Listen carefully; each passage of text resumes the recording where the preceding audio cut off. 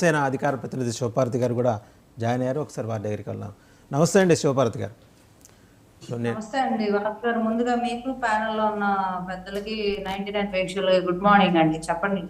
నిన్న కలెక్టర్స్ కాన్ఫరెన్స్లో ఆయన ఇచ్చిన డిస్క్రిప్షన్, ముఖ్యమంత్రి గారు ఇచ్చిన డిస్క్రిప్షన్ జస్ట్ 2 minutes మొత్తం ఐపీఎస్ ఆఫీసర్స్ ఎక్కువ, అంటే ఫోకస్ అంతా పోలీస్ మీద పెట్టారు, కలెక్టర్స్ మీద లేదని కాదు. ఇటు లా అండ్ ఆర్డర్ వచ్చేప్పటికి పోలీస్ మీద పెట్టి డీజీపీ గారు కూడా పక్కనే ఉన్నారు, సమక్షంలో చెప్పారు. ఒక నెరేటివ్ ఎలా బిల్డ్ చేసుకుంటూ వస్తారు క్రైమ్ చేసిన వాళ్ళు, మీరెంత అప్రమత్తంగా ఉండాలి. ఆయన ఒక సీజన్డ్ పొలిటీషియన్, ఆయన చెప్పాల్సి వచ్చింది క్రైమ్ నెరేటివ్స్ ఎలా బిల్డ్ అవుతాయనే విషయంలో. వాస్తవంగా ఇది పోలీసులకి వాళ్ళ ఐపీఎస్ ట్రైనింగ్లో సర్దార్ వల్లభాయ్ పటేల్ పోలీస్ అకాడమీలో చెప్తారు. నిన్న అలాంటిదే ఆయన చెప్పారు. అంటే ఒక కేస్ స్టడీ లాగా చెప్పారు. ఎలా చూస్తున్నారు దీన్ని? ఖచ్చితంగా అండి. ఫేక్ ప్రాపగండా అనేది ఇప్పుడు 2019 ముందు నుంచి స్టార్ట్ అయింది. మన మన దౌర్భాగ్యం ఏమంటే అప్పటికి ఫేక్ ఏదో ఒరిజినల్ ఏదో ప్రజలు గమనించే పరిస్థితుల్లో అప్పుడు లేరు. ఏది చెప్పినా ఈ సోషల్ మీడియాలో ఏది వైరల్ అయినా నిజమేమో కావచ్చు అనే ఒక ఇదిలో ఉండిపోయి ఒక రకమైన అంటే ఒక రకమైన అభిప్రాయానికి వచ్చారు ప్రజలు. దానివల్లే 2019లో చాలా మళ్ళీ కూటమి రాకపోవడము, విడివిడిగా పోటీ చేసిన అట్లా వైఎస్ఆర్సీపీ గెలవడానికి ప్రధాన పాత్ర మాత్రం ఈ ఫేక్ ప్రాపగాండానే ఎక్కువ ప్రభావం చూపించిందని నేనైతే గట్టిగా నమ్ముతాను. ఎందుకంటే వాళ్ళు ప్రతి విషయాన్ని ప్రజల్లోకి అదేదో ఒక ఒక అభూత కల్పన, ఏదేదో పెద్ద ఏదో జరిగిపోతుంది, వీళ్ళు ఇలా చేస్తున్నారు అలా చేస్తున్నారు అని ఒక ప్రజల్లో ఒక ఇదిని క్రియేట్ చేశారు. సేమ్ వేని వాళ్ళు అధికారంలోకి వచ్చాక కూడా దాన్నే కంటిన్యూ చేశారు. అంటే చెయ్యింది చేసినట్టుగా చెప్పుకోవడం, అక్కడేదో ఆయన ఏదో అద్భుతాలు సృష్టిస్తున్నట్టు చెప్పుకోవడం, రాని కంపెనీలు వచ్చాయని చెప్పుకోవడం, రాని పెట్టుబడులు వచ్చాయని చెప్పుకోవడం, చెయ్యిని ఏదో అదేదో నేటి అక్కడికి వెళ్ళే పులివెందుల్లో కూడా అంతే, ఒక స్టేజ్ ఏర్పాటు చేసి ఓపెన్ చేశాడు, అదేదో నీళ్లు వదిలారని. సరే, ఆ తర్వాత తీసి గేట్లు ఎత్తేసారు. ఆ తర్వాత ఒరిజినల్ వీడియో వచ్చేసరికి అందరికి అర్థమైపోయింది. సో అట్లా ప్రతిదీ జరిగినట్టు, జరిగింది జరగనట్టు రెండు రకాలుగా చూపించడం ప్రజల్ని ఒక అంటే అంత జనాలు ఏమన్నా అంత ఏమనుకుంటున్నారో మరి అర్థం కాదు. సో వీళ్ళు కంప్లీట్ గా వైఎస్ఆర్సీపీ పార్టీ దీని మీదే ఆధారపడి ఉంది, ఫేక్ ప్రాపగాండా మీద ఆధారపడి ఉంది. సో అది ప్రజలు గమనించారు, అర్థమైంది. అంటే ఒరిజినాలిటీ అనేది బయటకు వచ్చింది. ఇప్పుడు కూడా అదే పంత.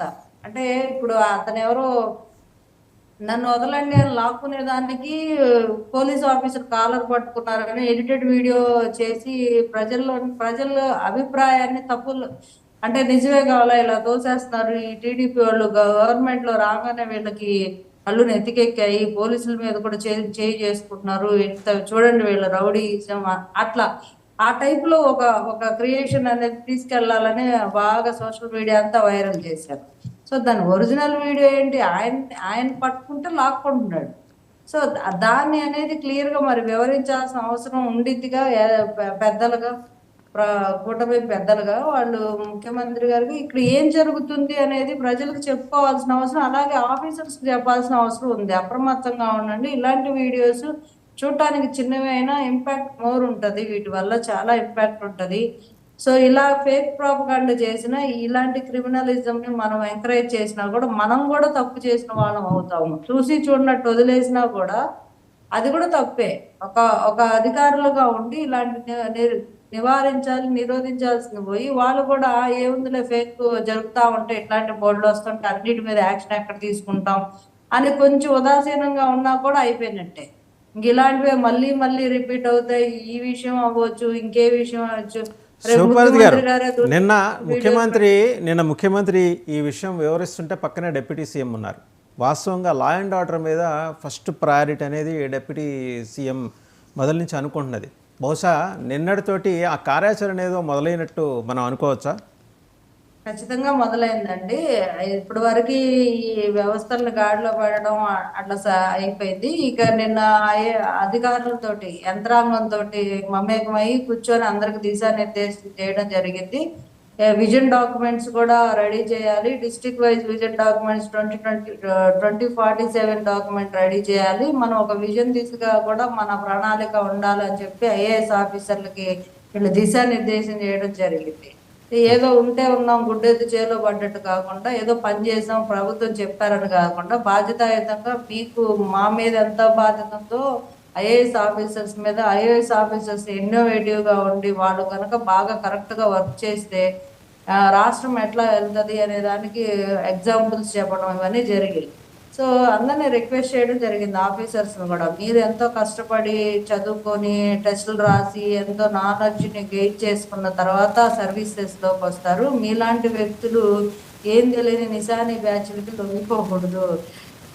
మీరు మీ మార్క్ అనేది చూపించుకోవాలి. మీకున్న పవర్స్ని మీరు రాష్ట్ర అభివృద్ధి కోసం మీరు డెడికేటెడ్గా ఉండాలి.